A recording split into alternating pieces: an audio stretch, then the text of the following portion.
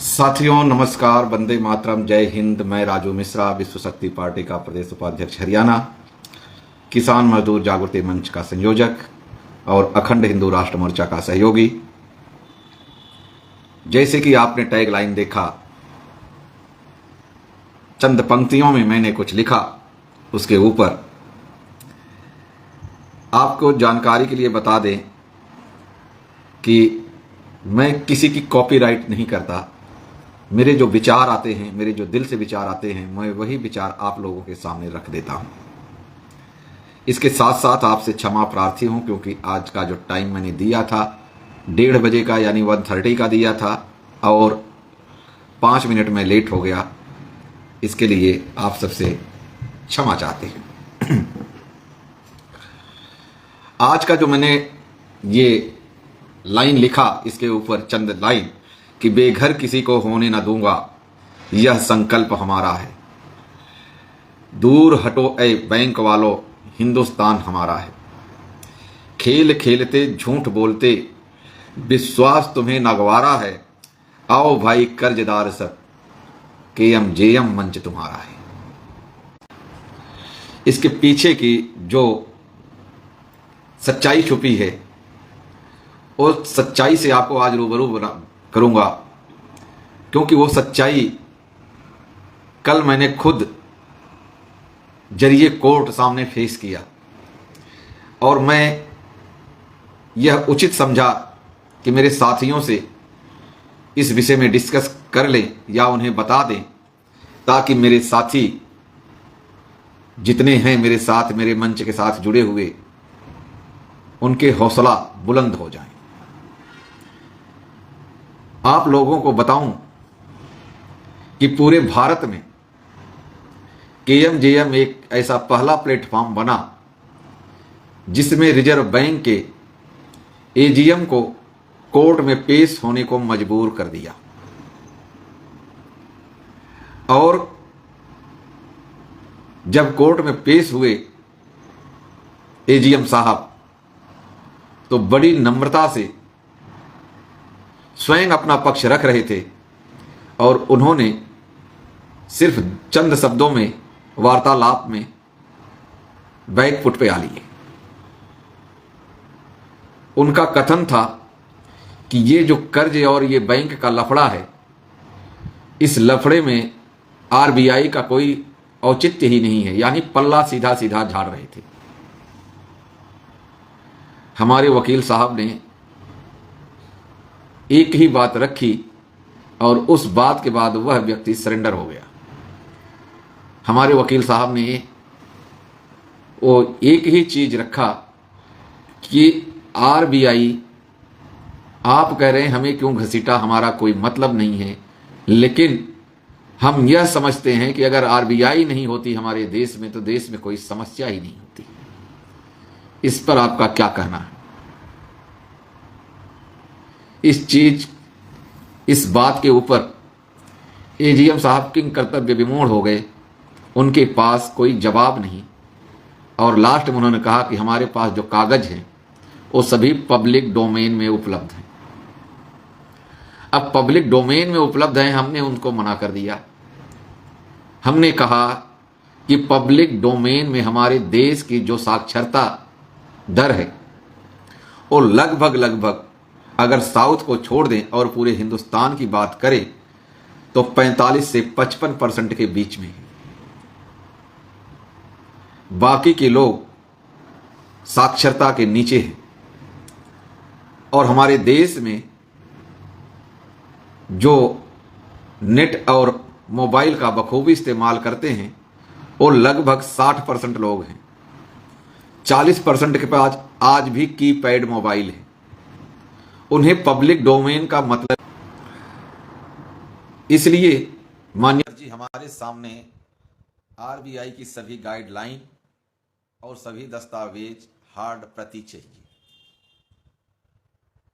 Court ने अगली तारीख दे दी। बहस तो काफी लंबी हुई, क्योंकि बैंक का नाम है AU bank, AU small finance bank. स्थान आप लोग समझ गए होंगे नाम नहीं ले सकता क्योंकि अभी अंडर ट्रायल केस चल रहा है। अगर किसी भाई को कोई शक हो तो वो हमसे मिल करके, और अगली डेट लग गई। अब आपको एक ऐसा केस बताने जा रहा हूं जो आप लोगों ने सोशल मीडिया पे बहुत ज़्यादा देखा था और वो सोशल मीडिया पे बहुत ज़्यादा वायरल भी हुआ, और उस वायरल के बाद उस केस को हैंडल भी किए और बाखूबी आप लोगों के आशीर्वाद से कामयाबी भी मिली। जिस व्यक्ति के ऊपर थाने में एफआईआर हो जाती है, देशद्रोह का मुकदमा लग जाता है, जब हम इस केस को रीड करना शुरू किए तो हमें पता चला कि एयू स्मॉल फाइनेंस बैंक कितना बड़ा करप्ट और कितना बड़ा ठग है। आज ये नेट जो है बहुत ज़्यादा परेशान कर रहा है, तो अभी मैं इसका एक डी लाइव होकर के वीडियो, तो उसमें जो कमियां आई और पुलिस डिपार्टमेंट किस स्तर पे जांच किया, यह अपने आप में सवाल खड़ा कर दिया। घटना इस तरह से है कि कोई व्यक्ति 2019 में एक बिजनेस लोन लेता है 19 लाख राशि का, 16 लाख का, और 19 से वह व्यक्ति लगातार 2022 तक किस्त भरता है, यानी 3 साल लगातार किस्त भरता है और टोटल 16 लाख रुपए वो भर देता है। लेकिन विडंबना देखिए कि आज वो बैंक 22 लाख रुपए उस व्यक्ति से मांग रहा है। वह व्यक्ति पहले जीएसएम का बहुत खास समर्थक था, मिशन चला रहा था, उसको टारगेट किया गया। बैंक ने उसका पोजीशन लिया, उसने ताला तोड़ा। ताला तोड़ने के बाद बैंक ने उसको अरेस्ट करवाया और अरेस्ट करवा के 1 हफ्ते की रिमांड दे दी। 1 हफ्ते की रिमांड के बाद उसकी बेल हुई, यानी मुश्किल से बेल हुई। संगीन धाराओं के तहत उसकी एफआईआर दर्ज है, उसकी प्रति है हमारे पास।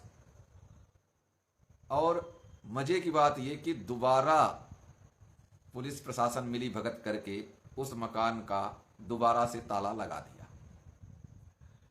जब इतना सब कुछ हुआ, मामला हमारे संज्ञान में आया, हम कल वहां पे पहुंचे और जब सारी चीज़ों का देखा, आकलन किया, तो हमने जनता की अदालत लगाई और उस जन अदालत में जो गणमान्य व्यक्ति होते हैं उन व्यक्तियों को इनवाइट किया। और जब उस केस को पढ़ा गया तो उसमें यह आया कि लोन लेने वाला व्यक्ति स्वयं और उसकी माताजी दोनों ने मिलकर लोन लिया।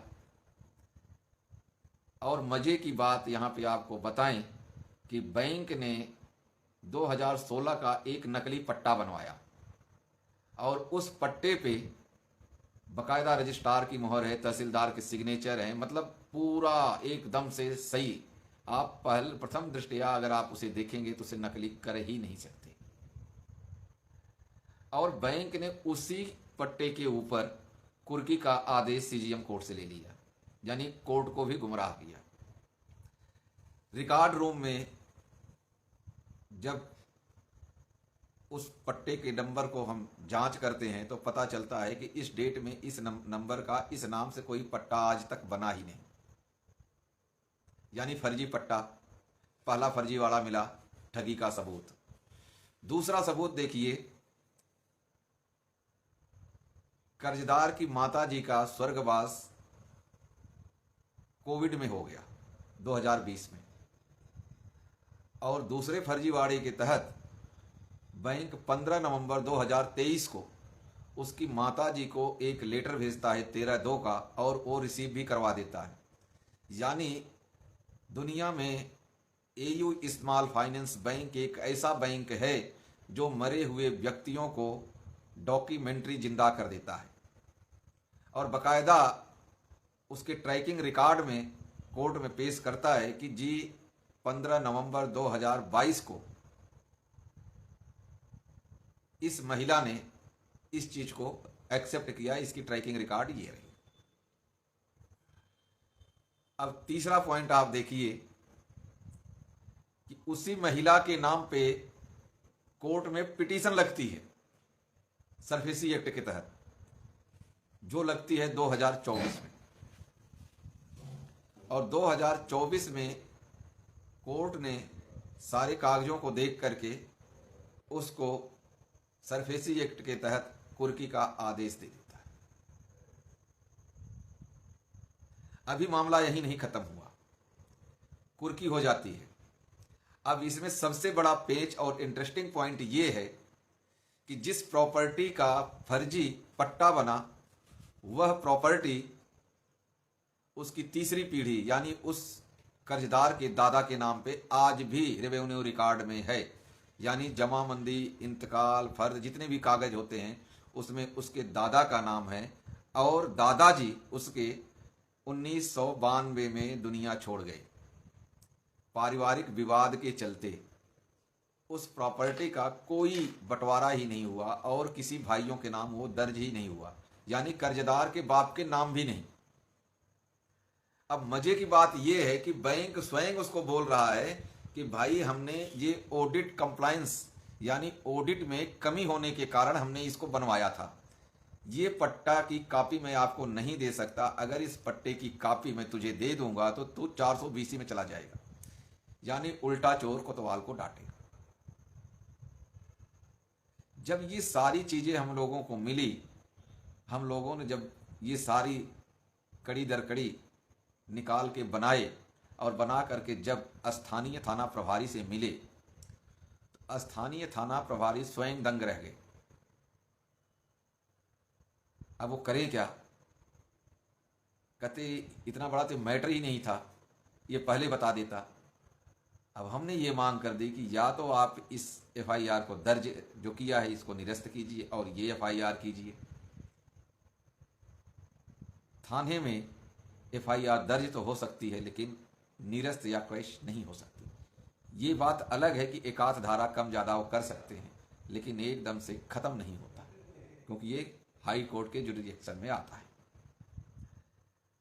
अंततो गत्वा थाना प्रभारी ने अच्छा कोऑपरेट किया और आश्वासन दिया कि 10 दिन में हम जितने इसमें इन्वॉल्व हैं सबको गिरफ्तार कर लेंगे, हमें क्लू मिलना चाहिए।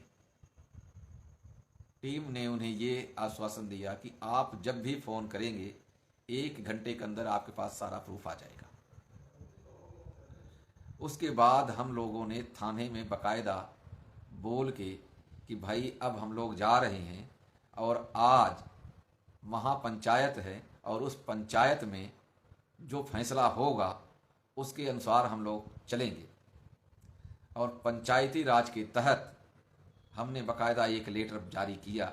उस लेटर पे सभी को, सभी संबंधित डिपार्टमेंट, सभी प्रशासन और प्रशासन के आला अधिकारी उनको मेल किए और बाकायदा शांतिपूर्वक तरीके से 3 घंटे 15 मिनट के लगभग पंचायत के बाद हम उस दोबारा सीज हुई प्रॉपर्टी, कुर्क हुई प्रॉपर्टी को कब्जा लेने में कामयाब रहे।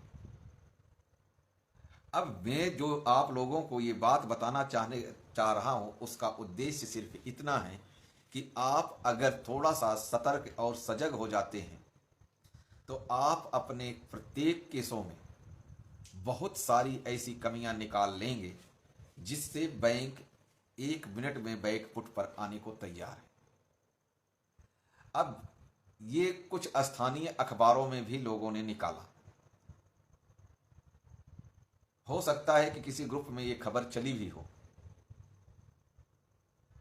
तो अगर आप इस तरीके से अपने केस को स्टडी करेंगे, अपने केस के संबंधित सभी डॉक्यूमेंट, दस्तावेज जागरूकता के साथ देखेंगे तो आपको 100% सफलता मिलेगी।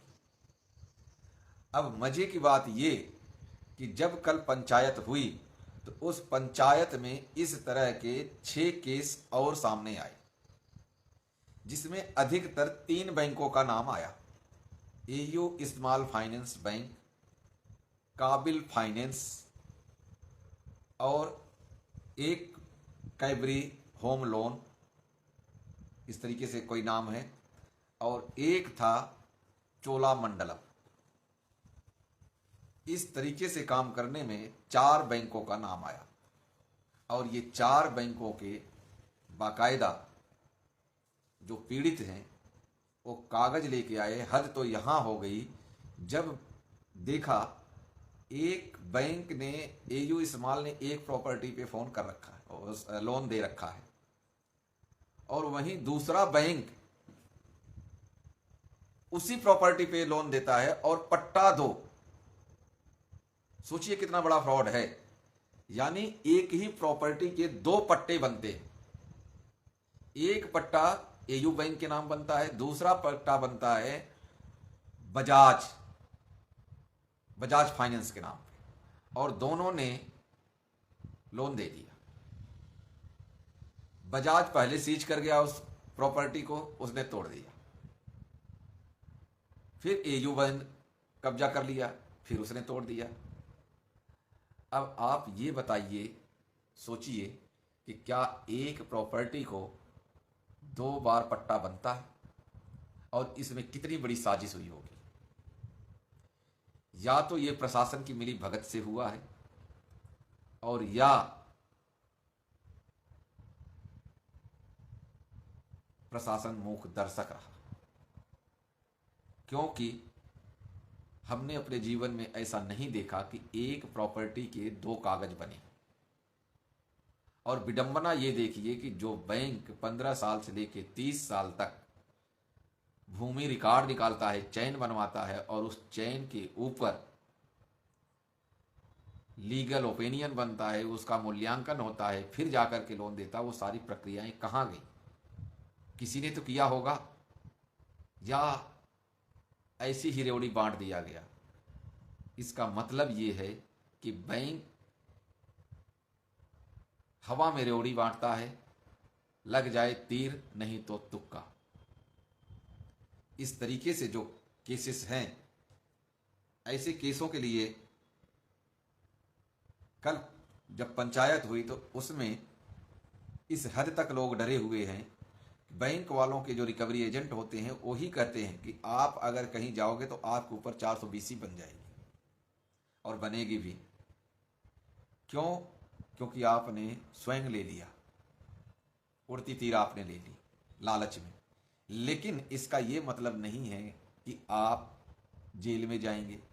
आप इस चीज़ का खुलासा करें, पुलिस से संपर्क करें, विजिलेंस से संपर्क करें, रेवेन्यू डिपार्टमेंट में संपर्क करें, डीएम पास आप अपना एप्लीकेशन तो मूव करें। जब जांच होने शुरू होती है तब सारी चीज रिकॉर्ड में बाहर आते हैं। आज जब हम लोगों ने बहस के ऊपर ये पक्ष रख दिया आरबीआई के एजीएम के सामने कि जी हमें 2 सवाल का आप जवाब दे दें, देश की पूरी समस्या ही खत्म हो जाएगी। पहला कि रुपए का स्टैंडर्ड क्या है, क्योंकि रुपया तो मूल्य मापक है। दूसरा, आप ये बताइए कि इस पे आपने जो लिखा है कि मैं धारक को इतना रुपए अदा करने का वचन देता हूं, तो कौन सा रुपया दिया जाता है? तो उनका एक ही जवाब आया कि आरबीआई एक्ट 1934 हमारा पब्लिक डोमेन में है। खैर लंबी बहस तो नहीं हुई, लेकिन उस बहस के बीच में हमने जिक्र किया कि हमारे देश का एक ही बैंक था, वो बैंक का नाम था आजाद हिंद बैंक, जो नेताजी सुभाष चंद्र बोस ने बनाया था। इसके जवाब में उन्होंने सिर्फ एक ही चीज कहा कि इस विषय में हमें कुछ भी जानकारी नहीं कि ये आजाद हिंद बैंक क्या है। तो इस तरीके से जब केस चलते हैं तो आगे से आगे कुछ न कुछ कड़ियां मिलती हैं। मेरा आप लोगों का सिर्फ एक ही सुझाव है कि आप अपने आप को लुटने से बचें। और जितना हो सके संगठित होकर के अपने पक्ष को रखने का स्वयं में जज्बा रखें। ऐसा कोई कानून भारत में नहीं है कि जो आपकी लोन को माफ करा दे। सेटलमेंट इसका एक ऑप्शन है जो आज से नहीं, जब से ये बैंकिंग व्यवस्था चली है तब से चलते आ रही है और ये निरंतर चलते रहेगी। ऐसा नहीं है कि निर्धारित समय में ही सेटलमेंट होता है। तीसरा, जब आप कोर्ट कानून के चक्कर में आप जाते हैं तो यह 100% सत्य है कि वकील, डॉक्टर, ये इनका प्रोफेशन है, बिना पैसे के काम नहीं करते। तो आप सबसे पहले ये देखें कि कम से कम पैसे में आपको वकील कौन मिल सकता है। लेकिन यहाँ पे सबसे बड़ी मुसीबत की बात यह है कि जैसे ही रुपए का नाम लेंगे वैसे ही वकील बैक मार जाते हैं। इसलिए आपको अध्ययन करके आपको अपने केस को स्वयं को फाइट करने के लिए तैयार होना पड़ेगा। अगर आप तैयार नहीं हो पाते तो आपको मोटे रुपए खर्च करने पड़ सकते हैं। जो लड़ाई हम लड़ रहे हैं वह निस्वार्थ भावना से लड़ रहे हैं और सभी को बता के लड़ रहे हैं कि आपका आफ्टर ऑल ये होगा। ये अलग बात है कि आज बैंक 50 लाख का 40 लाख में आपका सेटलमेंट करे और उस टाइम पे हो सकता है आपका बैंक 50 लाख का 5 लाख में करे। ये वक्त बताता है। तो मेरा आप सभी से एक ही निवेदन है कि आप संगठित होइए और अपने केस को जितनी बारीकी से अध्ययन करेंगे उतने ही अच्छा आप वक्ता, अधिवक्ता और कोर्ट के लिए तैयार हो पाएंगे। आप देखेंगे जो व्यक्ति ज़्यादा मुकदमा लड़ता है उस व्यक्ति को वकील की ज़रूरत नहीं होती। वकील के आगे ही वो बता देता, साहब ये वाला काम कर लो। तो आपको अपने अनुभव से, आपको अपने दस्तावेजों से, आपको अपने फाइल से आगे लेकर के चलना पड़ेगा। अगर आप ऐसा नहीं करेंगे तो कभी कोई कहीं किसी संगठन में जाएंगे, संगठन में आप पैसे लगाएंगे और मिलना जुलना कुछ है नहीं। संगठन एक दुकानदारी का काम इस समय वर्तमान में चल रहा है। आपस में लड़े, नई दुकान खोल लिए, वो अपना खोल लिया, वो अपना खोल लिया, हमने अपना खोल लिया। ये संगठन का काम हो रहा है। लेकिन हकीकत में संगठन वो है जो संगठन अपने आप लोगों की भलाई के लिए आगे आए और अगर उनके पास कुछ नहीं है तो उनकी मदद जरूर करें। आप मदद नहीं कर सकते, आप उनको हौसला दे सकते हैं। इससे एक बात और याद आई कि कल मेरे सामने एक व्यक्ति आया, लगभग 250 किलोमीटर से वो चल के मेरे पास मिलने के लिए आ रहा था। और आपको यकीन नहीं होगा, उसके पास 3 व्हीलर ऑटो रिक्शा था। उसने स्वयं और उसके एक कोई जानने वाले बुजुर्ग थे, उसको लेकर के आए। ओ भाई उत्तर प्रदेश के श्रीवास्तव जी थे, नाम नहीं लेंगे क्योंकि किसी की प्राइवेसी मुझे नहीं उजागर करना। वह व्यक्ति जब अपने घर से निकला मेरे पास मिलने के लिए, लगभग 40 किलोमीटर आने के बाद उसको फ़ोन आता है कि उसके छोटे भाई को पुलिस ने उठा लिया और उसके घर पर ताला लगा दिया, फैक्ट्री पे ताला लगा दिया। फैक्ट्री का मतलब ये है कि वो व्यक्ति एम्ब्रॉयडरी वर्क का 2 मशीनें रख करके काम करता और कुछ लोग उसके पास काम करते, जॉब वर्क होता है, उसमें उसकी दाल रोटी चल जाती। अब वह व्यक्ति मेरे पास आया, घर नहीं गया वापस, वो मेरे पास आया और कल इस हद तक वह आदमी टूट चुका था कि बोला, सर मैं यहाँ से जाऊँगा तो या तो मैं टक्कर मारूंगा या मैं कहीं छलांग मार करके मर जाऊंगा। अब आप सोचिए कि कितना उस बैंक ने उसको शोषण किया होगा। आप यकीन मानिए कि वह व्यक्ति रोने लग गया। फिर हमने उसको, भाई मैं खुदा तो नहीं हूं और इतना बड़ा पूंजीपति भी नहीं हूं, लेकिन मैंने उसको ये कहा कि भाई अगर तू इस तरीके से काम करेगा तो तू देश में क्या क्रांति लाएगा, और मरना किसी चीज का हल नहीं। आपका मैं काम करूंगा और आपके बच्चे अंदर घर के बैठा के हम आएंगे। लगभग 9 बजे तक सॉरी 7:30 बजे तक वो व्यक्ति मेरे पास बैठा, और उसको जब मैंने पूर्ण रूपेण रिलैक्स करा दिया, फिर मैंने कहा अब आप जाइए और ये प्रक्रिया कीजिए और आप अपने आप मकान में घुस जाएंगे। लेकिन इतना ध्यान रखना कि आप गैर कानूनी काम कुछ मत करना। आप अच्छे विचार लेकर के जाओगे तो परमात्मा आपके लिए कोई न कोई रास्ता जरूर निकालेगा। और हुआ ठीक वही। रात को तकरीबन 12:45 के आसपास उस व्यक्ति का फोन आता है। वो अब आपको बताएं कि ऐसे तो बैंक वाले, ऐसे तो उसके कब्जा करने वाले, और ऐसे ही उसके चौकीदार, 4 चौकीदार लगा दिया बैंक ने। और चौकीदार ने क्या किया, पूरा उसका काम ही आसान कर दिया। चौकीदार ने ताला खोला, गर्मी ज़्यादा थी, ऊपर जा कर के छत पे कपड़े निकाल के छत पे, जैसे उसके बाप का मकान हो, चहलकदमी कर रहा था, और उसने मेरे पास फ़ोन कर दिया। अब हमारे शैतानी दिमाग की बत्ती घूमी। मैंने कहा पहले तो वीडियो बना ले, ताला खुला है उसकी फ़ोटो खींच ले, और उसके बाद पुलिस को फ़ोन करो कि मेरे घर में कोई चोर घुस गए हैं, और तू चोर चोर करके चिल्ला, और उनको पकड़ के एक बार तो तू जो काम करना है कर जा, बाद में सारा चीज़ होगा, देखी जाएगी। आप यकीन मानिए, चोर चोर का नाम लेते ही तो सारे भाग लिए, और वो अपने घर में बैठ गया। यानी कहने का मतलब ये है कि कहीं न कहीं से अगर आप पॉजिटिव सोच लेके चलेंगे तो आपके लिए रास्ता निकलते जाएगा। भाइयों, आपको घबराने की ज़रूरत नहीं है। बस एक ही चीज़ पे आप ध्यान दीजिए कि कर्ज ले करके कर्ज ना चुकाएं, और कर्ज ले करके मुकदमा भी ना लड़ें। आपकी जो अपनी अर्निंग है, उस अर्निंग में से आप जिस वकील से भी बात करेंगे, वकील भी इंसान ही होते हैं, वकील भी इस दुनिया में रहते हैं, वो भी आपकी मजबूरी समझते हैं। आप उनको थोड़े थोड़े भी पैसे दोगे तो आपके केस को वो लड़ेंगे। ये मैंने तजुर्बा किया, क्योंकि मेरे पास, मेरे टच में कम से कम नहीं कुछ तो 100 वकील हैं जो टीम के साथ में काम कर रहे हैं, और उन सब से हमने यही डील किया है कि हम जैसे पैसे लोग देंगे उसके अनुसार आपने काम करना है। वकील साहब, ये जरूरी थोड़ी है कि आप 100% काम कर दो, थोड़ा थोड़ा करो, उसको रिलीफ मिलते जाएगा, पैसे देते जाएगा।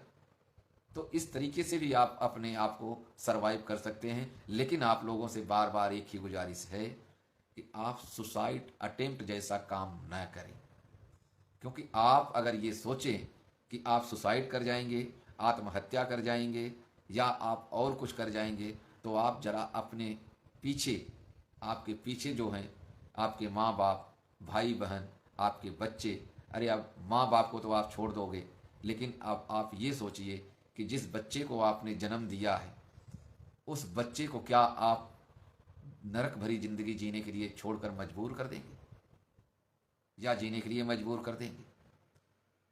क्योंकि देखिए, बाप का कलेजा बहुत बड़ा होता है, और जो सुख दुनिया का बाप दे देता है अपने बच्चों को, वो सुख कहीं नहीं है। जो सुख माँ का आंचल दे देती है, वो सुख बीबी के दामन में नहीं है। दोस्तों, कभी परिकल्पना करके देखिए। इसीलिए कहा गया है कि स्वर्ग से ऊंचा बाप का दर्जा है, और माँ को दुनिया का जन्नत कहा गया है। तो छोटी छोटी बातों पे आप विचार करें, और इस तरीके से, मैं आप लोगों का ही भाई हूँ।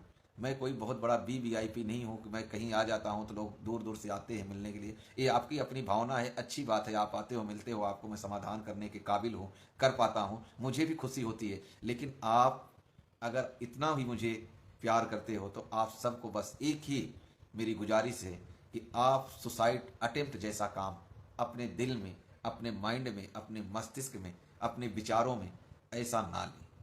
क्योंकि हम लोग मरे हुए व्यक्तियों को ऑक्सीजन देने के काम में लगे हुए हैं, और हमारी टीम से कोई व्यक्ति जुड़ता है और उसकी अगर इस तरीके की सोच होती है, तो यकीन मानिए दोस्तों, हमारी आत्मा भी बहुत पीड़ित होती है। आप सिर्फ अपने आप को मजबूती से खड़ा रखें, बाकी काम टीम कर रही है। आपके लिए हम लगे हुए हैं, टीम लगी हुई है। नकली काम हमारे पास नहीं है। जो है धरातल पर है, जो कर रहे हैं धरातल पे कर रहे हैं, आप लोगों के सहयोग से कर रहे हैं, आप लोगों की भावना को देखते हुए कर रहे हैं, आप लोगों के संघर्ष से कर रहे हैं। क्योंकि मैं अकेला एक इंसान हूँ और आप सभी हमारे साथ हैं, तो हम एक संगठन हैं और वो संगठन आप हैं। संगठन की कार्यप्रणाली आप हैं। इसीलिए हमारे पास संगठन में हर एक चीज खुली किताब है। पैसे कमाना अगर उद्देश्य होता तो मोटी फंडिंग के भी ऑफर आ रही है, लेकिन हम न बिकेंगे, न झुकेंगे, न कटेंगे। क्यों? क्योंकि हमारी रगों में भगवान परशुराम का खून कहीं न कहीं उबाला मारता है। यही एक कमजोर कड़ी है हमारी कि हम बिक नहीं सकते, हम झुक नहीं सकते। इसलिए दोस्तों, आप लोगों से यही गुजारिश है कि ऐसी भावना न लें। और आज का जो ये 2-3 घटनाएं थी, इसका बताने का मेरा यही उद्देश्य था कि इससे कम से कम आप अपने आप को मजबूत रखें। इसी के साथ दोस्तों आज का लाइव यहीं ख़त्म करते हैं। बाकी फिर मिलेंगे नए मुद्दे के साथ में, और तब तक के लिए आप सभी से राम राम। हमारे मित्र जुड़े हुए हैं सजन लांबा जी, उनको भी राम राम है। और बहुत सारे लोग जुड़े हैं, किस किस का नाम लूँ? सभी को सामूहिक तौर पर सबसे राम राम, जय हिंद, वंदे मातरम।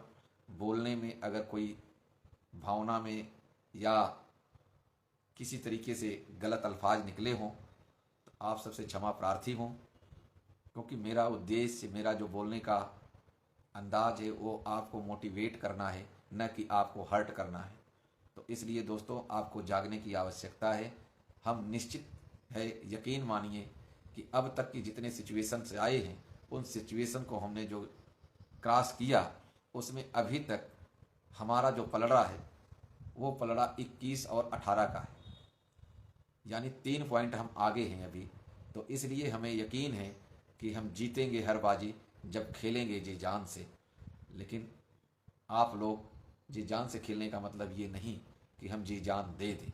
जी जान से खेलने का मतलब ये है कि हम समर्पित होकर के अगर इस गेम को खेलेंगे ना, तो यकीन मानिए इतना मज़ा आएगा कि आप एक मिसाल बनेंगे। इसी के साथ दोस्तों, जय हिंद, वंदे मातरम।